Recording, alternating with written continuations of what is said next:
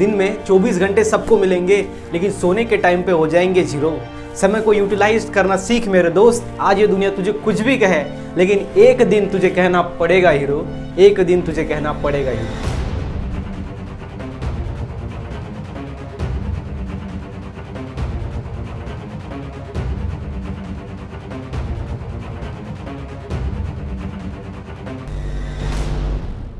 YouTube channel के अंदर and आपको पता है कि MSc का जो कोर्स है ऐसा हम प्रोवाइड कर रहे हैं जो कि यूट्यूब पे कोई प्रोवाइड नहीं करता, जिसके अंदर हम 3 टाइप्स के अंदर वीडियोस बना रहे हैं। सबसे पहला है बेसिक वीडियोस, उसके बाद है PYQ वीडियोस मतलब previous year questions videos, and third is advance question videos. Okay, तो यहाँ पे हमारा बेसिक जो वीडियो क्वेश्चन था वीडियो का, वो हम देख रहे हैं यहाँ पे MSc क्लास 12 बायोलॉजी का बेसिक वीडियोस। 11 के हमने 3 वीडियोस अपलोड कर दिए 3 चैप्टर्स के। वैसे आपको 4 चैप्टर पढ़ने हैं 11 के, बिकॉज 11 से आपको 20% पूछा जाता है MSc के अंदर, ध्यान में रखना। सो आपको 11 के ऊपर ध्यान देना है, ये यहाँ पे इंपॉर्टेंट चीज है। ओके, उसके बाद 80% आता है 12 बायो से।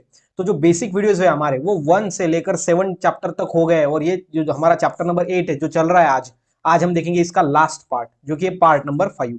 मतलब इसके ऑलरेडी 4 पार्ट हमने ऑलरेडी अपलोड कर दिए हैं, ठीक है। तो आपका 8 चैप्टर का बेसिक सब कंप्लीट हो जाएगा। बेसिक वीडियो के अंदर हम क्या करते हैं, तो यहाँ पे एक टॉपिक पढ़ते हैं और उसके बाद उसके ऊपर के क्वेश्चन सॉल्व करते हैं। अभी एक ऐसा हमने क्यों यूज किया, बिकॉज देखो बहुत सारे जो टीचर्स होते हैं वो क्या करते हैं कि MSc का जो वीडियोस है वो बनाते हैं, तो वो कैसे करते हैं, सिर्फ और सिर्फ क्वेश्चन लेते हैं। लेकिन हम यहाँ पे क्या कर रहे हैं, आपको टॉपिक समझा रहे हैं। बिकॉज जब वो क्वेश्चन सॉल्व करते हैं तो बच्चों को टॉपिक याद नहीं रहता, और जब टॉपिक वो याद करते हैं तब MCQ की प्रैक्टिस नहीं लेते। तो इसीलिए यहाँ पे हम सबसे पहले आपको टॉपिक पढ़ाएंगे, उसके बाद MCQ की प्रैक्टिस करवाएंगे। मतलब आपका दोनों एक ही जगह पे हो जाएगा और आपका जो कंसेप्ट है वो एकदम क्लियर हो जाएगा। समझ में आ गया? तो आपको बाद में थ्योरी रिवाइज करने की जरूरत नहीं, यहाँ पे थ्योरी रिवाइज हो जाएगी और यहाँ पे ही आपकी प्रैक्टिस हो जाएगी MCQ की। तो गाइज अभी तक आपने हमारे चैनल को सब्सक्राइब नहीं किया तो प्लीज सब्सक्राइब करो। ओके, बेल आइकन को यहाँ पे हिट करना, बिकॉज ये आपको नोटिफिकेशन प्रोवाइड करेगा जब भी हम फ्यूचर में MSc से वीडियो रिलेटेड अपलोड करेंगे तब। उसके साथ ही साथ आप हमें इंस्टा टेलीग्राम पे फॉलो कर सकते हो। 6000 स्टूडेंट हमारे पास ज्वाइंड है टेलीग्राम ग्रुप के अंदर, पब्लिक ग्रुप है, आप ज्वाइन हो सकते हो। एंड आप इंस्टा पे भी मैसेज कर सकते हो, कोई डाउट है कोई प्रॉब्लम है तो आप यहाँ पे पूछ सकते हो, ठीक है, या फिर कमेंट बॉक्स में भी आप पूछ सकते हो, तो मैं आपको रिप्लाई देने की पूरी कोशिश करूंगा। So more videos link in description. Okay, ज्यादा for more videos link in description. अगर ज्यादा वीडियो चाहिए इसके पहले के तो आपको डिस्क्रिप्शन में लिंक मिल जाएगी। तो गाइज ये है अपना part 5 chapter number 8 respiration and circulation का। तो चलिए वीडियो को स्टार्ट करते हैं। तो देखो यहाँ पे चैप्टर नंबर 5 के अंदर हम अपना टॉपिक देखने वाले हैं, वो है हार्ट। वो है हार्ट। तो हार्ट क्या है आपको पता है, heart is a pumping organ. Why heart is a pumping organ? Pumping organ क्यों? बिकॉज देखो ये हमारे ह्यूमन की ऐसी बॉडी है, ये हमारे ह्यूमन की बॉडी है। तो अभी एक जगह से अभी ब्लड को इस जगह से इस जगह तक पहुंचाने के लिए क्या लगता है, प्रेशर लगता है, ठीक है नहीं, उसको कुछ ना कुछ प्रेशर, बिकॉज अभी देखो यहाँ पे प्रेशर हमने क्रिएट किया तो यहाँ से ब्लड जो है वो इधर आएगा, और यहाँ से प्रेशर रिलीज किया तो ब्लड बाहर जाएगा। ओके, मतलब आगे के डायरेक्शन में जाएगा। मतलब इंपॉर्टेंट चीज यहाँ पे है कि प्रेशर क्रिएट करने का काम करता है अपना हार्ट, जो कि पंपिंग ऑर्गन। पंपिंग ऑर्गन मतलब क्या कि ये पंप होता रहता है, पंप होता रहता है। ओके, इसलिए ये क्या करता है, वाइब्रेशन कॉन्ट्रैक्शन क्रिएट करता है, जिससे हमारा जो ब्लड होता है वो बॉडी के एक पार्ट से डिफरेंट बॉडी के पार्ट्स तक पहुंच जाता है। ओके, ये है हमारा हार्ट का काम, इसलिए हम इसको पंपिंग ऑर्गन कहते हैं। तो आपको ऐसा पूछा जा सकता है MSc के अंदर कि which of the following is a pumping organ in human being, तो वहां पे होगा हार्ट। ओके, देन इसका कलर देखो, कलर कैसा होता है, रेडिश होता है, brown in colour, reddish brown, red होता है और थोड़ा ब्राउन ब्राउन होता है। ओके, वो कैसे होता है देखो यहाँ पे, देखो यहाँ पे दिख रहा है आपको रेडिश ब्राउन, ऐसा रेडिश ब्राउन कलर होता है। आगे सब देखेंगे हम पूरा स्ट्रक्चर उसका। Okay, reddish brown in colour. And muscular organ, ये कैसा है, muscular organ. Okay, why it is known as muscular organ? Because ये किससे बनता है, मसल से बनता है। किससे बनता है, मसल से बनता है। ये कैसा होता है, इलास्टिक, क्या होता है, इलास्टिक होता है। ओके, बिकॉज इसके अंदर ब्लड जाता है तो वहां पे क्या होता है, वो ब्लड हमारा जो ऑरिकल एंड वेंट्रिकल्स होते हैं, हार्ट में क्या होता है, देखो हार्ट 2 चैम्बर का होता है, 3 चैम्बर का होता है, 4 चैम्बर का होता है। चैम्बर मतलब क्या, कंपार्टमेंट। ओके, ऐसा एक सिंगल चैम्बर का हार्ट, 2 चैम्बर का हार्ट, 3 चैम्बर का हार्ट एंड 4 चैम्बर का हार्ट। तो जो ह्यूमन बींग है उसके अंदर कितने होता है, उसके अंदर होता है 4 चैम्बर हार्ट, जो कि ये है ह्यूमन बींग के अंदर होता है। जिसके अंदर जो ऊपर के 2 होते हैं उसको हम क्या कहते हैं, ऑरिकल्स। क्या कहते हैं, ऑरिकल्स। और नीचे के जो 2 होते हैं उसको हम क्या बोलते हैं, वेंट्रिकल्स। क्या बोलते हैं, वेंट्रिकल्स। सो यहाँ पे आपको ध्यान में रखना है कि यह है अपना लेफ्ट ऑरिकल, यह है राइट ऑरिकल, यह है अपना राइट लेफ्ट वेंट्रिकल, यह है राइट वेंट्रिकल। ओके, मतलब वेंट्रिकल्स होंगे लेकिन वो लेफ्ट एंड राइट में वो डिवाइड होंगे। समझ में आ गया? यहाँ पे ऑरिकल 2 होते हैं, वेंट्रिकल 2 होते हैं, ऑरिकल 2 एंड वेंट्रिकल 2। समझ में आ गया। हार्ट बनता है अपना 4 चैम्बर का in human being. Human being के अंदर हार्ट जो होता है वो 4 चैम्बर का होता है, 4 चैम्बर, 4 चैम्बर से बनता है। ओके, उसके बाद है size of one fist. Size of one fist मतलब क्या, उसकी जो साइज होती है, अगर आपका जो हाथ है, ओके, आपने अपने अंगूठ अपनी पूरी उंगलियों को एक जगह पे लाया, जिसको हम क्या कहते हैं कि ऐसा हमने मुट्ठी बना दी, तो उसका जो शेप होगा उतना अपना हार्ट का शेप होता है। समझ में आ गया। तो अपने फिंगर्स को मिला के जो हम स्ट्रक्चर बनाते हैं अपने हाथ से, कौन से भी एक, राइट वाले या फिर लेफ्ट वाले, तो जो स्ट्रक्चर बनता है, जो जितनी उसकी साइज होती है उतना होता है अपना हार्ट का साइज। ओके, जितना होता है अपना हार्ट का साइज। देन इसका वेट देखो, वेट क्या है इतना, इसका वेट है 300 ग्राम्स। ओके, 300 ग्राम, ओके, इसका वेट होता है। देन लाइज इन मीडियास्थेनम, ये क्या पे होता है, ये होता है मीडियास्थेनम में। मीडियास्थेनम एक बहुत ही इंपॉर्टेंट वर्ड है यहाँ पे, समझना है आपको। What is mean by mediastinum. Mediastinum क्या है, मीडियास्थेनम एक ऐसा जगह है, उस जगह पे हार्ट होता है। लेकिन मीडियास्थेनम क्या है, जो लंग्स होते हैं हमारे, 2 लंग्स होते हैं, और ये लंग्स के बीच में जो स्पेस होता है उसको हम क्या बोलते हैं, mediastinum. The space between 2 lungs is known as mediastinum. और ये 2 लंग्स के बीच में जो स्पेस है वहां पे हार्ट रहता है, मतलब हार्ट कहाँ पे रहता है, मीडियास्थेनम के अंदर। ओके, मीडियास्थेनम ये पोजीशन है हार्ट की। Okay, and then enclosed in membrane. Enclosed in membrane मतलब क्या, इसके ऊपर मेम्ब्रेन्स रहते हैं। मेम्ब्रेन, उसको कलेक्टिवली हम क्या कहते हैं, उसको कहते हैं पेरिकार्डियम। इसको क्या कहते हैं, पेरिकार्डियम। पेरिकार्डियम के 2 टाइप होते हैं, एक होता है सेरस पेरिकार्डियम, एक होता है फिब्रस पेरिकार्डियम। जो सेरस पेरिकार्डियम होता है वो कैसा होता है, वो इनर, अंदर वाला लेयर, और जो फिब्रस पेरिकार्डियम होता है वो आउटर वाला लेयर। ठीक है, तो ऊपर का है फिब्रस पेरिकार्डियम एंड नीचे का है सेरस, सीरियस पेरिकार्डियम। समझ में आ गया। तो पेरिकार्डियम क्या है, तो ये हार्ट के ऊपर की लेयर होती है, उसको हम क्या बोलते हैं, pericardium. So what is pericardium, आपको एमएससीटी के अंदर पूछ सकते हैं, तो आपको ध्यान में रखना है, it is a layer present outer to heart. समझ में आ गया, तो ये ध्यान में रखना है। Pumping organ, reddish brown in colour, muscular organ, size of one fist, इसका साइज होता है वन फिस्ट के जैसा, अपने हाथ की एक मुट्ठी अगर हम फिंगर्स एक जगह पे लाए उंगलियों को, तो उतनी साइज बनेगी, वो होगा हमारा हार्ट का साइज। देन वो 300 ग्राम का होता है, उसका वेट। लाइज इन मीडियास्थेनम, मीडियास्थेनम के अंदर होता है। मीडियास्थेनम ऐसी, मीडियास्थेनम मतलब ऐसी जगह, मतलब 2 लंग्स के बीच में की जगह, स्पेस बिटवीन 2 लंग्स, उसको मीडियास्थेनम बोलते हैं, उस जगह पे अपना हार्ट प्रेजेंट होता है। एंड इनक्लूज इन मेम्ब्रेन, और मेम्ब्रेन, उसके ऊपर मेम्ब्रेन्स होते हैं हमारे हार्ट के ऊपर, उसको हम पेरिकार्डियम बोलते हैं। इसके 2 टाइप होते हैं, सेरस पेरिकार्डियम, फिब्रस पेरिकार्डियम। सेरस मतलब इनर, फिब्रस मतलब आउटर। क्लियर है। देन नेक्स्ट हम देखते हैं हार्ट वॉल। हार्ट को क्या होती है, वॉल होती है। ओके, हार्ट के कितने वॉल होते हैं, फिर 3 वॉल्स होते हैं। कौन कौन से, इपिकार्डियम, देने मायोकार्डियम, देने एंडोकार्डियम। ठीक है, तो इपिकार्डियम, मायोकार्डियम एंड एंडोकार्डियम। ईपी मतलब होता है आउटर और एक्सटर्नल, मतलब ये कैसी रहेंगी, एक्सटर्नल लेयर।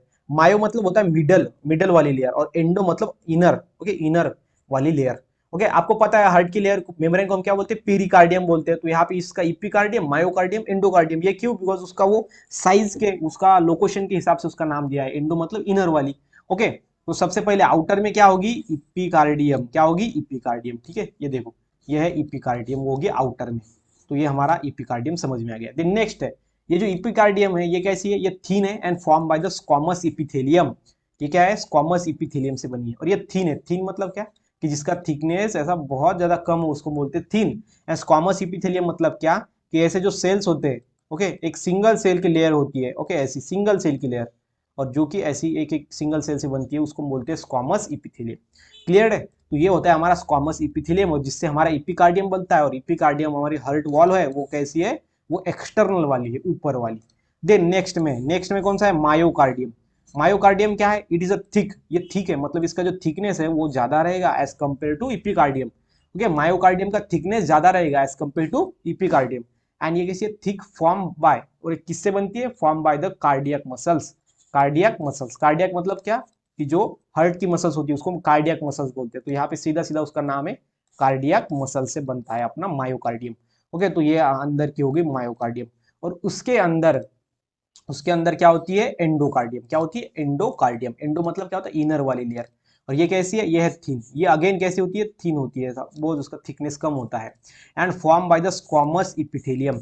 स्क्वामस इपिथेलियम समझ में आ गया, वैसा ही ये स्क्वामस इपिथेलियम। क्लियर है। तो ये ऐसा, तो आपको ऐसा पूछा जा सकता है कि myocardium is form by cardiac muscle, squamous epithelium. Okay, उसके बाद अदर कुछ नाम देंगे, और देंगे ऑल ऑफ दिस या फिर नन ऑफ दिस। तो क्या होगा आंसर आपका, कार्डियक मसल्स। जो मायोकार्डियम होता है वो कार्डियक मसल से बनता है, हार्ट का लेयर, हार्ट का वॉल, जिसको हम बोलते हैं हार्ट वॉल। ओके, समझ में आ गया। तो उसके अंदर क्या होता है, ये अपना नीचे में मायोकार्डियम होता है। तो ऊपर वाली कौन सी हो, अभी ये येलो वाली कौन सी है, इपिकार्डियम, ये है आउटर। ओके, एंड बीच में जो ग्रीन वाली है वो कैसी है, मिडल, एंड जो अंदर है वो कैसी है, इनर। वो कौन सी है फिर, वो है स्काई ब्लू कलर वाली, एंडोकार्डियम जिसको हम कहते हैं।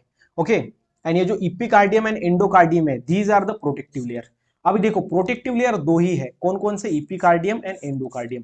मेसोकार्डियम इज नॉट प्रोटेक्टिव लेयर, ये प्रोटेक्टिव लेयर नहीं है। समझ में आ गया क्यों प्रोटेक्टिव लेयर नहीं है, बिकॉज देखो जो बाहर में होगा वही तो प्रोटेक्शन करेगा ना, है कि नहीं। तो अगर हमारे पास हमारा ग्राउंड है, ग्राउंड का जो आउटर आउटर साइड होगा ये प्रोटेक्शन होगा ग्राउंड के लिए, इनर वाला थोड़ी होगा, बिकॉज इसके बाद भी और है ना, तो ये आउटर वाला है, इसीलिए क्या है, प्रोटेक्टेड है, प्रोटेक्शन है। और अंदर का भी, अगर अंदर से अगर कुछ आया तो ये जो इनर होगा वो भी प्रोटेक्शन रहेगा, मतलब इनर एंड आउटर, मिडल में कुछ नहीं, मिडल में सेफ रहेंगे। Okay, so inner and outer जो लेयर होगी उसको इपिकार्डियम एंड एंडोकार्डियम बोलते हैं, नॉट मेसोकार्डियम। तो ये कैसे होती है, प्रोटेक्टिव लेयर होते हैं। तो आपको ऐसा पूछा जा सकता है कि which of the following is not a protective layer. आपको ऑप्शन में दिया जाएगा epicardium, endocardium, mesocardium and none of this. तो आंसर क्या होगा, myocardium. Okay, mesocardium means myocardium. Clear है। देन नेक्स्ट क्वेश्चन देखते हैं। नेक्स्ट अपना है एक्सटर्नल हर्ट। जो एक्सटर्नल हर्ट होता है, देखो हर्ट के अंदर 3 स्ट्रक्चर्स है। सबसे पहला है एक्सटर्नल हर्ट, उसके बाद होता है इंटरनल हर्ट, एंड देन होता है conducting system of heart. Okay, so external heart and internal heart, इसके अंदर क्या डिफरेंस होता है, कैसे होता है, ये सब कुछ हम इस वीडियो के अंदर जानेंगे। बेसिक से आपको पूरा ऐसा पढ़ाऊंगा जैसा आपको किसी ने नहीं पढ़ा होगा पूरे यूट्यूब के ऊपर। तो चलिए अपना देखते हैं एक्सटर्नल हर्ट। तो यहाँ पे आप देख सकते हो एक्सटर्नल हर्ट, ये जो होता है ये ऊपर का हर्ट होता है। एक्सटर्नली वो कैसे दिख रहा है, वो एक्सटर्नली कैसे दिख रहा है उसको हम क्या बोलते हैं, एक्सटर्नल हर्ट। तो यहाँ पे होता है superior vena cava and inferior vena cava. कौन होता है, एक होता है सुपीरियर वेना क्यावा। इसके अंदर स्ट्रक्चर देखते हैं कि हम ऊपर से अगर हर्ट को देखेंगे तो कौन कौन से स्ट्रक्चर होते हैं, कैसा होता है। देखो ये होता है सुपीरियर वेना क्यावा मतलब ऊपर का, उसके बाद होता है इंफीरियर वेना क्यावा मतलब नीचे का। Okay, superior vena cava and inferior vena cava. इसका काम क्या होता है पता है आपको, ये ब्लड को कलेक्ट करते हैं। ओके, ये क्या करते हैं, ये ब्लड को कलेक्ट करते हैं, ब्लड को कलेक्ट करने का काम करता है अपना, कौन करता है, वो होता है superior vena cava and inferior vena cava. वो क्या करता है, ब्लड को लाता है हर्ट की तरफ। और फिर हर्ट क्यों है, बिकॉज हर्ट क्या करता है, फिर ब्लड को कॉन्ट्रैक्शन कॉन्ट्रैक्शन क्रिएट करके ब्लड हर्ट तक आता है। उसके बाद हर्ट क्या करता है, वो ब्लड को भेजता है लंग्स की तरफ, और लंग्स में वो प्यूरिफाई होता है और वो अगेन हर्ट की तरफ आता है। उसके बाद राइट पल्मोनरी आर्टरीज होती है, राइट पल्मोनरी वेन होते हैं और राइट पल्मोनरी आर्टरीज होती है। लेकिन जो राइट पल्मोनरी आर्टरीज होती है वो क्या करती है, ऑक्सीजनेटेड ब्लड कैरी करती है। मतलब जब ब्लड लंग्स से वापस आएगा तो वो कैसा आएगा, लंग्स तक जाएगा तब वो DO2 रहेगा, मतलब डीऑक्सीजनेटेड, प्यूरिफाई नहीं रहेगा। और जब वो वापस आएगा तब रहेगा वो ऑक्सीजनेटेड। और ऑक्सीजनेटेड ब्लड कौन कैरी करता है, तो वो करते हैं आर्टरीज। कौन कैरी करता है, आर्टरीज। तो ध्यान में रखना, आर्टरी कैरी करता है। और जो डीऑक्सीडेटेड ब्लड कैरी करता है वो कौन करता है, वेन करता है। ओके, वो कौन करता है, वेन करता है। ध्यान में रखना। तो यहाँ पे जो हमारा राइट पल्मोनरी आर्टरी होगा, इससे क्या होगा, फिर पूरे बॉडी ऑर्गन तक जो है ब्लड ट्रांसफर होगा। उसके बाद ये कौन सा है हमारा, लेफ्ट पल्मोनरी आर्टरी। सो दो हमारे पल्मोनरी आर्टरीज होंगे, एक राइट पल्मोनरी आर्टरी और लेफ्ट पल्मोनरी आर्टरी। सो इससे क्या होगा, पूरे बॉडी तक ब्लड पहुंचेगा, लेकिन कैसा, वो होगा ऑक्सीजनेटेड। कैसा होगा, ऑक्सीजनेटेड। और जो सुपीरियर वेना क्या, इंफीरियर वेना क्या होगा, वो जो ब्लड लाएगा हर्ट की तरफ, वो कैसे होगा, वो होगा डीऑक्सीनेटेड। समझ में आ गया, तो ये ध्यान में रखना। तो यहाँ पे आपको जो रेड रेड कलर में स्ट्रक्चर दिख रहा है ना, ये क्या है, ये इसका पीछे वाला स्ट्रक्चर है। आगे से देखेंगे तो ऐसा स्ट्रक्चर है इसका, ठीक है। तो ये आगे वाला है वैसे तो, इसके बाद ये पीछे वाला ऐसा स्ट्रक्चर होता है। तो ये जो है रेड दिख रहा है आपको, ये क्या है, सुपीरियर वेना क्या है। ओके, एंड नीचे में इंफीरियर वेना क्या, जो यहाँ से दिख नहीं रहा, वो पीछे चला गया है। तो यहाँ पे ये क्लियर बात आपको ध्यान में रखना है। यहाँ पे ओर्टा होता है, क्या होता है, ओर्टा। ओके, समझ में आ गया। यहाँ पे ओर्टा, सुपीरियर वेना क्या जो होता है वो अलग होता है, और यहाँ पे एक ओर्टा होता है। देखो ये इसको हम क्या बोलते हैं, ओर्टा कहते हैं। क्या कहते हैं, ओर्टा। ये पीछे वाला है उसका शेप, उसका स्ट्रक्चर। सो यहाँ पे आपको क्या समझना है कि जो सुपीरियर वेना क्या इंफीरियर वेना क्या होता है, ये क्या करता है, पूरे बॉडी से अपना ब्लड लाता है। क्लियर है। एंड जो ओर्टा होता है, ये पूरे बॉडी तक अपना ब्लड पहुंचाता है। समझ में आ गया, ये होता है हमारा ओर्टा। ओके, सो ये ध्यान में रखना क्लियरली। उसके बाद यहाँ पे देखो और क्या होता है, left ventricle and right ventricle दिखाई देंगे आपको, ये राइट वेंट्रिकल। उसके बाद right atrium and left atrium. Atrium ही मतलब ऑरिकल होता है। जो एट्रियम है इसको ही हम क्या कहते हैं, ऑरिकल। ऑरिकल का ही दूसरा नाम क्या है, एट्रियम है। समझ में आ गया।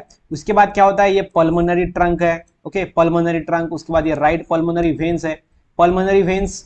एंड जो पल्मोनरी आर्टरीज होती है, इसका क्या है, इसका थोड़ा जो है वो अलग होता है कि नहीं। मैंने आपको लास्ट पहले पार्ट के अंदर बताया था कि देखो सभी वेन्स जो होती है वो क्या करती है, डीऑक्सीडेटेड ब्लड कैरी करती है, बिकॉज यहाँ पे मैंने आपको बताया था डीऑक्सीडेटेड, बट एक ही वेन ऐसी होती है जो ऑक्सीडेटेड ब्लड कैरी करती है, वो होती है पल्मोनरी वेन।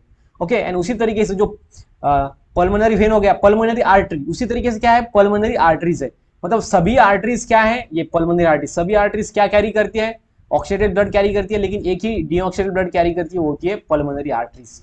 ठीक है, तो ये एक्सेप्शन है, ये ध्यान में रखना। उसी तरीके से यहाँ पे भी उसका स्ट्रक्चर, ये एक्सटर्नल हार्ट का स्ट्रक्चर है। उसके बाद हम पढ़ेंगे अभी इंटरनल हार्ट का स्ट्रक्चर, इंटरनल हार्ट का स्ट्रक्चर।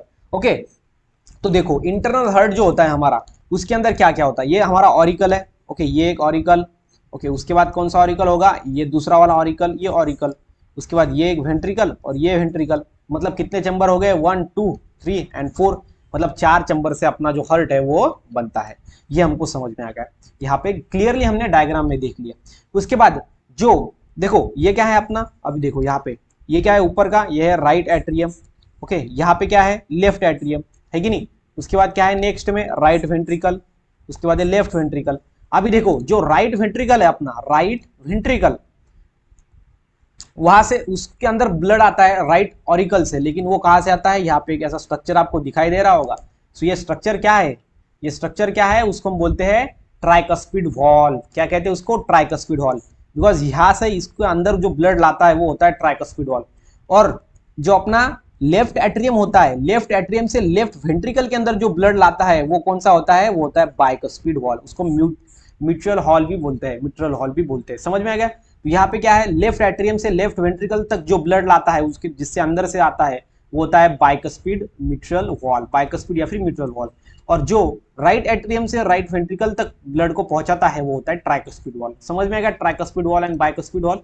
एंड ये वॉल्व्स क्यों होते हैं, बिकॉज अगर ब्लड यहाँ पे आ गया तो जो ब्लड है वो यहाँ पे आ जाता है, लेकिन वापस नहीं जा पाता। मतलब क्या करता है, it prevent backward flow, it prevent backward. Okay, backward मतलब जो ब्लड है वो यहाँ से अंदर आएगा तो वापस नहीं जा पाएगा, मतलब बैकवर्ड फ्लो।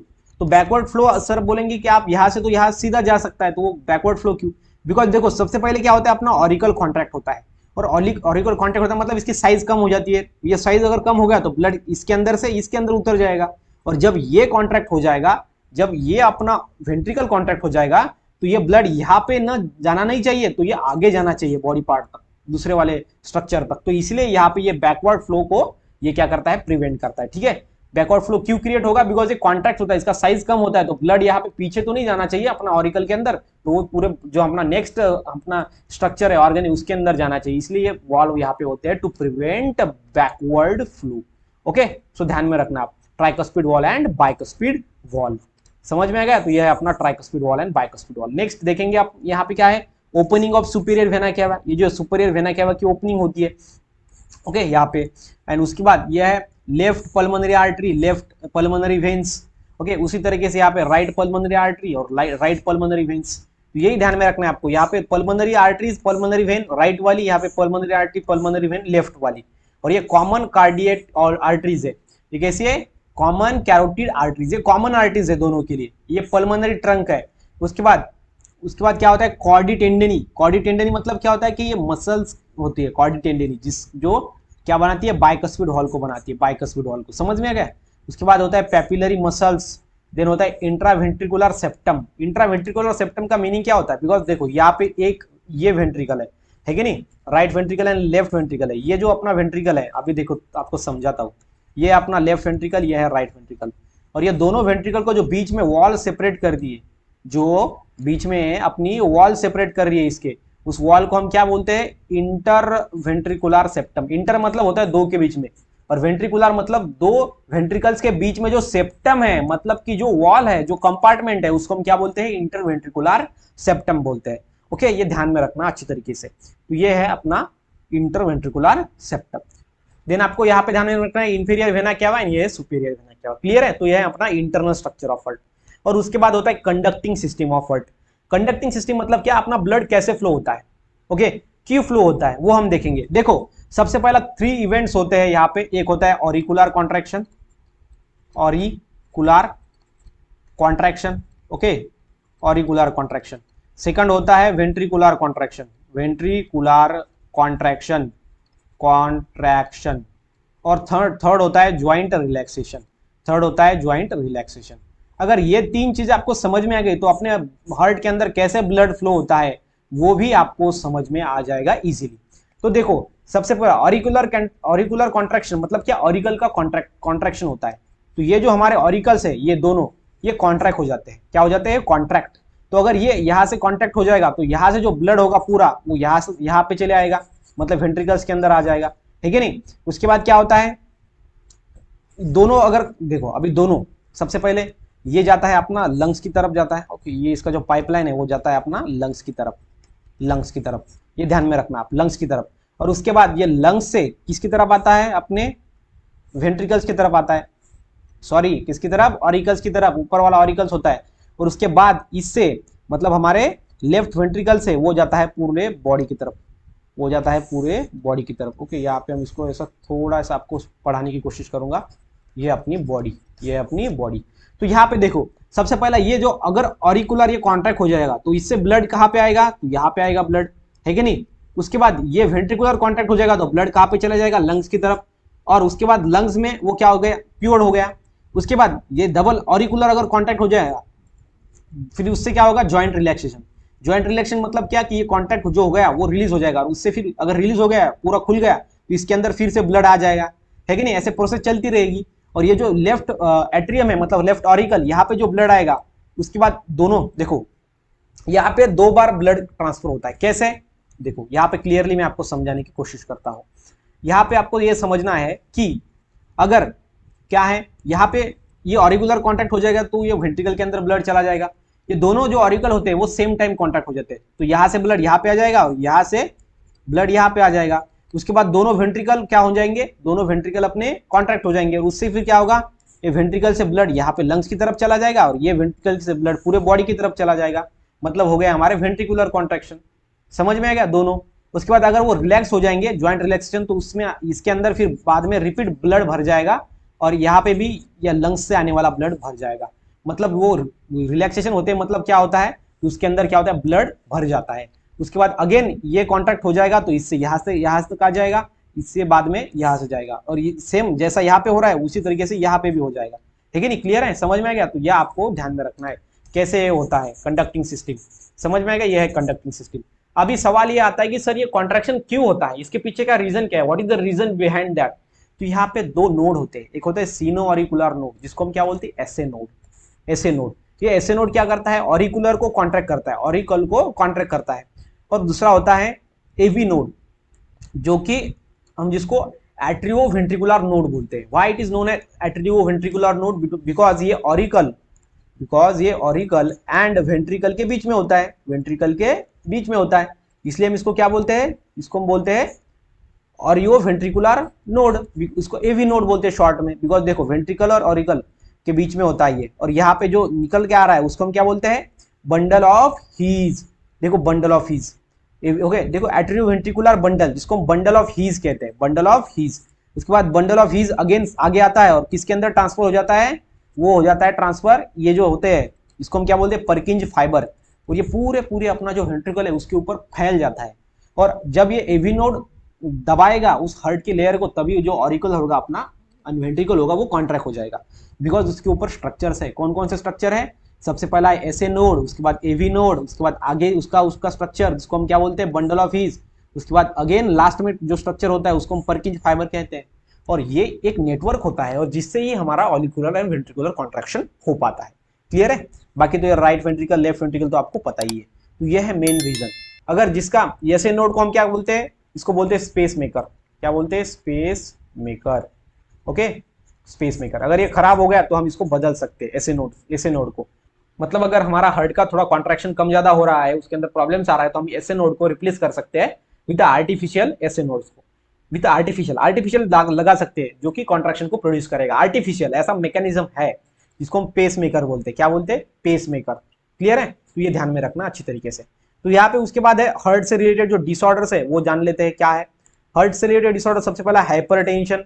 ओके, हाइपरटेंशन है। उसके बाद एक कोरोनरी आर्टरीज डिसीज, देन है एंजिना पेक्टोरिस, देन है हार्ट फेलियर्स, देन है pulse, cardiac cycle and heart beat. ये हार्ट से रिलेटेड है। Okay, it's not disorders. Disorders ये है इधर जो है वो डिसऑर्डर है। सबसे पहला है हाइपरटेंशन। हाइपरटेंशन में क्या होता है, देखो हाइपरटेंशन में क्या होता है, जो अपना क्या होता है बीपी होता है, मतलब ब्लड प्रेशर, वो होता है 120 mmHg, 120/80 mmHg। तो 120 क्या है, ये auricular contraction and ventricular contraction. इसका जो बीपी है मतलब ब्लड प्रेशर, ओके, तो ये 120/80 होता है। तो अगर इससे ज्यादा हो गया, मतलब देखो 150 या 90 हो गया mmHg, तो मतलब क्या है, हाई बीपी है, बीपी बढ़ गया है, जिसको हम क्या बोलते हैं, हाइपर टेंशन। हाइपर मतलब, हाइपर का मीनिंग होता है बढ़ जाना, मतलब प्रेशर अगर बढ़ गया हमारे ब्लड के अंदर, ओके, नॉर्मल रेंज से ज्यादा हो गया, नॉर्मल रेंज है 120/80, इससे ज्यादा हो गया मतलब 150-90 हो गया, तो हमारा जो ब्लड प्रेशर है वो बढ़ गया है, उसको हम हाइपर टेंशन बोलते हैं। ये एक डिसऑर्डर है। उसके बाद एक coronary artery disease. Coronary artery disease के अंदर क्या होता है, आल्सो नोन एज एथेरोस्क्लेरोसिस, इसको हम एथेरोक्लेरोसिस बोलते हैं। ये क्यों होता है, बिकॉज जो हमारी इनर वॉल होती है आर्टरीज की, आर्टरीज कैरी ऑक्सीडेटेड ब्लड, और जो इनर वॉल होती है आर्टरीज की, उसके अंदर क्या होता है, ऐसा अकुमुलेशन हो जाता है, डिपोजिशन, ओके, प्लेक्यूज जो सब्सटेंस है वो ऐसा डिपोजिशन हो जाता है, और जो अपना ब्लड है, जो अपना ब्लड आ रहा है यहाँ से, जो ब्लड आ रहा है वो यहाँ पे ट्रांसफर नहीं होता है, होता नहीं है, बहुत ही कम कम ट्रांसफर होता है, ठीक है। और जिससे क्या होता है, फिर देखो यहाँ पे क्या होता है, बहुत ही कम ट्रांसफर होता है, जिससे ये क्या हो रहा है, ब्लड का जो सप्लाई है वो रिड्यूस कर रहा है, जिसको हम क्या बोलते हैं, एथेरोक्लेरोसिस, जिसका नाम है कोरोनरी आर्टरी डिसीज। और ये इससे क्या होता है कि जो अपना ब्लड है वो हार्ट तक पूरा का पूरा पहुंच नहीं पाता है। समझ में आ गया, तो ये क्यों होता है, बिकॉज इसके आर्टरीज की जो वॉल होती है उसके अंदर डिपोजिशन होता है सब्सटेंस का, और जिससे वो जो फ्लो है उसको रिड्यूस कर देते हैं, जिसको हम कोरोनरी आर्टरी डिसीज कहते हैं। देन नेक्स्ट है एंजिना पिक्टोरिस। एंजिना पिक्टोरिस एक ऐसा डिसीज है जिसके अंदर जो अपनी चेस्ट है उसके अंदर पेन होता है, and cause due to reduce blood supply to the cardiac muscles. मतलब इसके आगे का ही, अगर अपने कार्डियक मसल, अपने जो हमारा हार्ट है उसको अगर सफिशियंट ब्लड नहीं मिला, तो वो क्या हो जाएगा, उसके अंदर चेस्ट के अंदर अपना पेन आ जाएगा, ठीक है, पेन आ जाएगा। कभी कभी देखो अगर हम जब बहुत ज्यादा जोर से भागते हैं तब क्या होता है, ब्लड जो होता है वो हमारे हार्ट तक पहुंच नहीं पाता, कम मिलता है, और उससे क्या होता है, हार्ट हमारा जो है वो उसके अंदर पेन हो जाता है। तो ये है इसके पीछे का रीजन, क्यों, बिकॉज जब हम ज्यादा भागते हैं तब सर्कुलेशन ज्यादा होता है और अपने हार्ट को ब्लड कम मिलता है। देन नेक्स्ट जो डिसीज है अपना वो है हार्ट फेलियर। हार्ट फेलियर क्यों होता है, देखो cause due to the progressively weakening of heart muscle. Heart muscle, अपनी जो हार्ट की मसल्स होती है वो वीक हो जाती है, वीक। अब वीक क्यों होती है, ये एंजिना पेक्टोरिस से। मतलब क्या कि अगर अपने हार्ट को मसल्स जो है उसको अगर अच्छे से ब्लड नहीं मिला, सफिशिएंट ब्लड नहीं मिला, तो वो दिन ब दिन क्या हो जाएंगी, वीक होती जाएंगी, और एक ऐसा टाइम आ जाएगा जिस टाइम पे अपना हार्ट पूरा वर्क करना स्टॉप कर देगा, जिसको हम क्या बोलेंगे, heart failure. Failure of the heart pump blood effectively. अपना जो हार्ट होगा वो ब्लड को पंप नहीं कर पाएगा, ओके, पंप नहीं कर पाएगा इफेक्टिवली, जिसको हम बोलेंगे हार्ट फेलियर, हार्ट हमारा फेल हो जाएगा। क्लियर है, तो ये हमारे 4 disorders related to heart. Then next में है हार्ट बीट। हार्ट बीट क्या है, एक रिदमिक कॉन्ट्रैक्शन है। Rhythmic, why it's rhythmic, because एक साइकिल है कि नहीं, cycle, heart beat, heart beat चलता रहता है, चलता रहता है, और ये सिस्टोलिक एंड डायस्टोलिक होता है, ओके। ये क्या है, ये कॉन्ट्रैक्शन है सिस्टोलिक, और जो रिलैक्सेशन होता है इसको हम डायस्टोल कहते हैं। अभी कॉन्ट्रैक्शन मतलब मैंने आपको बताया था, कॉन्ट्रैक्शन एंड रिलैक्सेशन। जो कॉन्ट्रैक्शन है इसका दूसरा नाम है सिस्टोल, एंड जो रिलैक्सेशन है उसका नाम है डायस्टोल। समझ में आ गया। And heart beat originate in SA node. SA node मैंने आपको बताया था, कंडक्टिंग सिस्टम ऑफ हार्ट के अंदर यहाँ पे है कि नहीं, एसए नोड है ना ये क्यों होता है, बिकॉज एसए नोड्स के वजह से होता है। Heart beat originate in SA node, मतलब पेस मेकर, जिसको हम क्या बोलते हैं, pacemaker. And heart beat कितना होता है, 72 टाइम होता है, हर एक मिनट के अंदर कितना होता है, 72 टाइम होता है। और जो बेबी होते हैं, आप बेबी होता है, जो न्यूली बॉर्न बेबी है उसके अंदर हार्ट बीट रेट बहुत ज्यादा होता है, ओके, ध्यान में रखना, जो न्यूली बॉर्न बेबी है उसके अंदर ज्यादा होता है।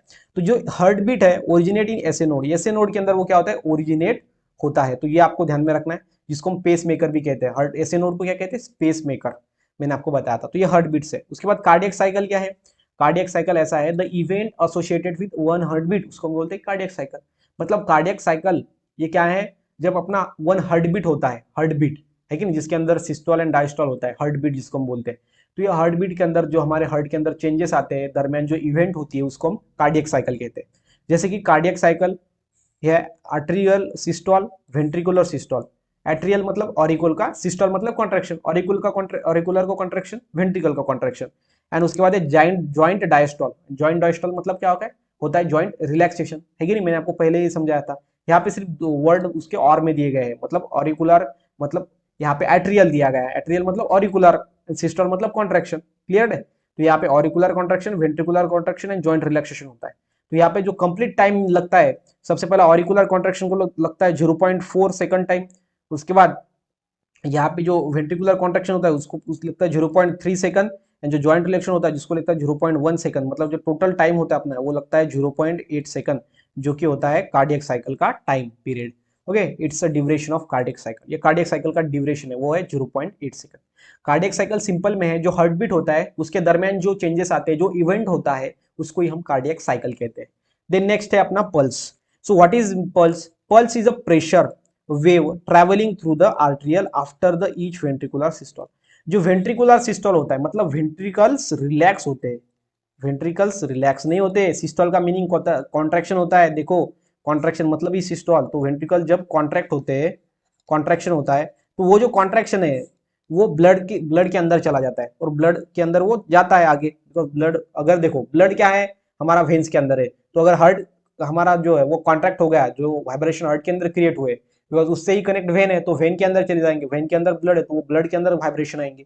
और यहाँ पे क्या होगा, radial arteries on the wrist is most commonly use as a feel pulse. जो अपनी रेडियल आर्टरीज है अपने विस्ट के अंदर, अपना जो हाथ होता है उसके अंदर जो रेडियल आर्टरीज होती है वहां पे देखो, अगर आप कभी अपने डॉक्टर के पास चले गए तो वहां पे आपको हाथ को रेडियल आर्टरीज जो होती है वहां पे टच करता है।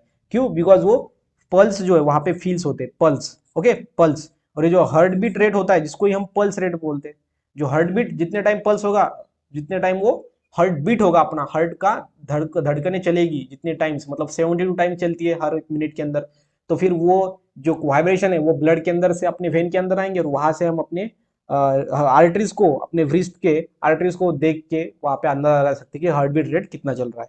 ठीक है, मतलब क्या है कि अगर हम जो है वो अपने डॉक्टर के पास जाते हैं तब वो देखते हैं कि इसका हार्ट बीट रेट बहुत ज्यादा तो नहीं है या फिर बहुत कम तो नहीं है।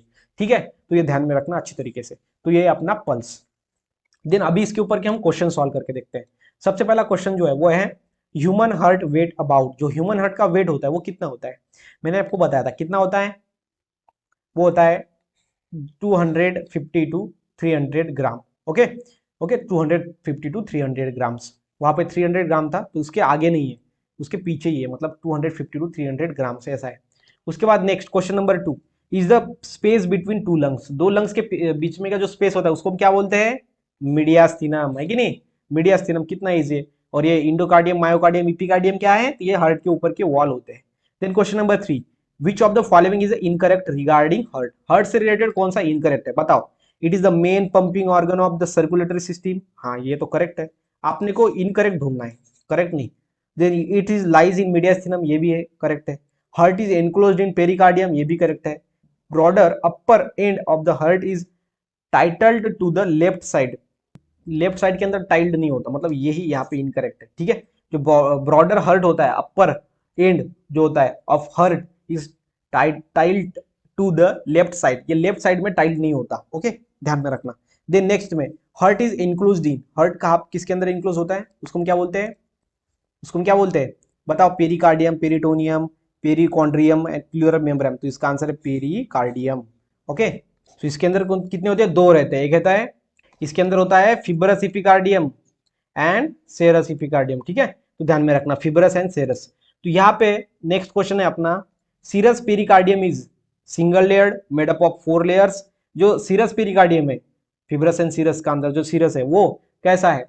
Form of squamous epithelium and divided into 2 parietal and visceral layers and form of pleural membrane. तो इसका आंसर जो है वो है फॉर्म बाय स्क्वामस इपिथेलियम से बनता है ये सेरस इपिथेलियम, एंड ये डिवाइडेड होता है 2 पैराइटल एंड विसरल लेयर के अंदर। ओके, ये ध्यान में रखना अच्छी तरीके से। 6 क्या है? The pericardium and the pericardial fluid help in. जो पेरिकार्डियम होता है, पेरिकार्डियल फ्लूइड होता है, वो हेल्प करता है किसके अंदर? Protecting the heart from the friction, shock and keep it moist, pumping the blood, receive the blood from the various part of body and contraction and relaxation of heart. तो यहाँ पे इसका एक ही काम होता है, वो होता है ये प्रोटेक्शन करता है हार्ट का from the friction, shock and keep it moist. उसको मॉइस्ट रखने का काम करता है। करंट अगर लग गया, शॉक लग गया तो उसको प्रोटेक्ट करने का काम करता है। कौन? पेरिकार्डियम। पेरिकार्डियम क्या है? मेम्ब्रेन है, हार्ट के ऊपर का क्या होता है? मेम्ब्रेन होता है कि नहीं? एंड जो फ्लूइड होता है उसके अंदर पेरिकार्डियल फ्लूइड हम जिसको बोलते हैं, पेरिकार्डियम के अंदर जो फ्लूइड है उसको पेरिकार्डियल फ्लूइड बोलते हैं। वो हेल्प करता है यहाँ पे, प्रोटेक्शन करता है हार्ट का and friction, shock and keep it moist. Then question number है 7 the wall of human heart is composed of, जो वॉल होती है ह्यूमन हार्ट की वो बनती है किससे, इपिकार्डियम, मायोकार्डियम, एंडोकार्डियम, फिर ऑल ऑफ दिस। तो क्या होगा इसका answer, all of this, because तीनों से बनता है वॉल, तीन वॉल होती है ये। Question number 8, the outer most layer of the heart wall is, outer most जो लेयर होती हमारे हार्ट वॉल की वो कौन सी होती है, बताओ कौन सी होती है, पेरिकार्डियम, कौन सी होती है, पेरिकार्डियम। देन मिडल लेयर कौन सी होती है, वो होती है मायोकार्डियम, है कि नहीं। देख कितना इजी क्वेश्चन है। And the inner layer of heart is, inner layer कौन सी होती है, वो होती है एंडोकार्डियम, ओके ध्यान में रखना। देन मायोकार्डियम इज, मायोकार्डियम है वो कैसी होती है, is a layer that act as a shock absorber responsible for the contraction and relaxation of heart and layer that prevent the mechanical injuries of the heart. Okay, तो बताओ इसका answer क्या है। तो इसका आंसर है, ये जो होती है इसके अंदर एक फंक्शन होता है कि जो contraction and relaxation of heart के लिए रिस्पॉन्सिबल होता है मायोकार्डियम। ओके, मायोकार्डियम कैसा होता है, मिडल में होता है, ये इससे ही क्या होता है, कॉन्ट्रैक्शन एंड रिलैक्सेशन होता है अपने हार्ट के अंदर। देन क्वेश्चन नंबर है 12, human heart consist of how many chamber, human heart कितने चैम्बर से बनता है, तो बताओ कितने चैम्बर से, 2 4 3 13, तो कितने चैम्बर से बनता है, 4 चैम्बर से बनता है, तो क्या होगा आंसर, 4 होगा। Then question number 13, the atria is in human heart are externally separated from the ventricles by the transverse groove called as, जो एट्रिया होती है मतलब ऊपर के जो नीचे के वेंट्रिकल्स होते हैं उससे सेपरेट किया जाता है, उसके बीच में एक सेप्टम होता है उसको क्या बोलते हैं, या फिर ग्रूव होता है, तो वो कौन सा होता है, तो उसका आंसर है गाइस कोरोनरी साल्कस या फिर एट्रियो वेंट्रिकुलर ग्रूव, कोरोनरी साल्कस या फिर एट्रियो वेंट्रिकुलर ग्रूव। इसका नाम ही है, एट्रियो मतलब होता है ऑरिकल्स एंड वेंट्रिकुलर मतलब वेंट्रिकल्स, इस दोनों बीच के, इसके दोनों के बीच में एक ग्रूव होता है जो कि दोनों को सेपरेट करता है। क्लियर है, ये ऑरिकल को, ये वेंट्रिकल को। ओके, समझ में आ गया, तो वो कौन सा होता है हमारा atrioventricular groove. Then question number 14. Ventricles are the externally separated from each other by, तो वेंट्रिकल्स एक्सटर्नली बाहर से सेपरेटेड होते हैं बाय ईच अदर, वो कौन होता है, सो वो कौन होता है, इंटरवेंट्रिकुलर सल्काई। इंटर मतलब दो के बीच में का, वेंट्रिकुलर मतलब दो वेंट्रिकल के बीच में का जो सल्कस हो सल्काई होता है वो क्या करता है, उसको एक्सटर्नली सेपरेट करता है, और अंदर से एट्रियोवेंट्रिकुलर ग्रूव। देखो यहाँ पे आपको क्या समझना है कि जो दो, एक auricle and ventricle, okay, auricle and ventricle उसके बीच में अगर सेपरेशन हुआ है तो वो कौन करता है, एट्रियोवेंट्रिकुलर। एंड दो वेंट्रिकल के बीच में अगर सेपरेशन है उसको हम क्या बोलते हैं, इंटरवेंट्रिकुलर। समझ में आ गया, समझ में आ गया। देखो अभी यहाँ पे लिखता हूं, ठीक है, एट्रियोवेंट्रिकुलर, वेंट्रिकुलर मतलब ऑरिकल एंड वेंट्रिकुलर बीच में का स्पेस, और दूसरा होता है इंटरवेंट्रिकुलर, इंटरवेंट्रिकुलर, वेंट्रिकुलर सल्काई। इसका मीनिंग क्या है कि दो वेंट्रिकुलर के बीच में का डिफरेंस, ओके, दो वेंट्रिकल के बीच में का डिफरेंस। और ये जो होता है एट्रियो वेंट्रिकुलर, ये दो मतलब ऑरिकल और वेंट्रिकल के बीच में का डिफरेंस होता है, ओके, ये एंड ये होता है दो वेंट्रिकल के बीच में का। ओके, हमने यहाँ पे क्या किया है, पूरा जो बेसिक वीडियोस है वो कंप्लीट किया है। चैप्टर नंबर 8 का जो हमारा लास्ट पार्ट था वो हमने इस वीडियो के अंदर देखा है। ठीक है, तो गाइज आपको वीडियो कैसा लगा प्लीज कमेंट करना ना भूलिएगा, और अगर ऐसा और वीडियो चाहिए तो प्लीज चैनल को लाइक करना, सब्सक्राइब करना, शेयर करना अपने फ्रेंड के साथ। तो मिलते हैं गाइज नेक्स्ट वीडियो में नेक्स्ट टॉपिक के साथ।